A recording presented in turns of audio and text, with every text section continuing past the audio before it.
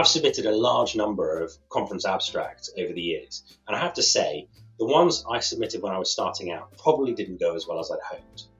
Since then, I've been lucky enough to have a number of supervisors and mentors who've given me a huge amount of advice about my conference abstracts. So here are a few tips from me. The first thing to say is start early. It's really tempting to leave everything to deadline day. You've got so many other things to think about in your professional life, but I'd really advise against it. It limits the amount of time you've got to refine your abstract and make sure it's as good as possible. And fundamentally, it just leads to a huge amount of additional and unnecessary stress. The second point would be keep things short. There are character limits or word limits for all your abstracts, but just because those limits are there doesn't mean you've got to use every single character or word.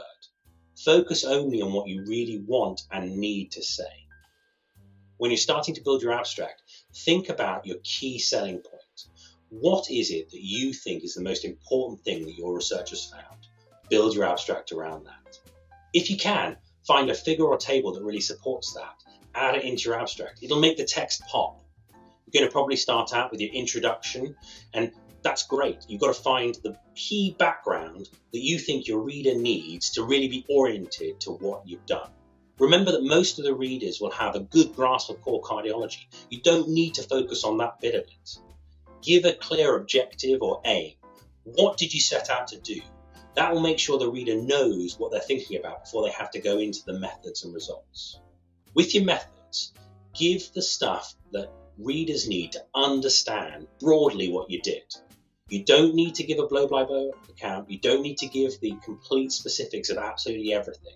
There's not enough space. You'll have plenty more time and space to write about that in your oral presentation or poster. With the results, most people tend to think of this as the meat of the abstract, and it's really tempting to go overboard. Remember what your selling point is. Focus your results around that, and any results that sort of support it or expand that finding. That's your results section. And then you're on to your conclusions. And this is just where you've got to sum up your findings, keep the summary short, and then focus on why the reader should care about what you found. Why does it really matter? And I think if you're struggling to get everything down into that word limit, if you've got so many results you want to talk about, think about whether actually you can split this into two separate abstracts that deal with completely different aspects of the research you've done. And finally, I think, 3 do's and don'ts that I've really thought about. The first is stick to what you've really thought is the key finding for your results.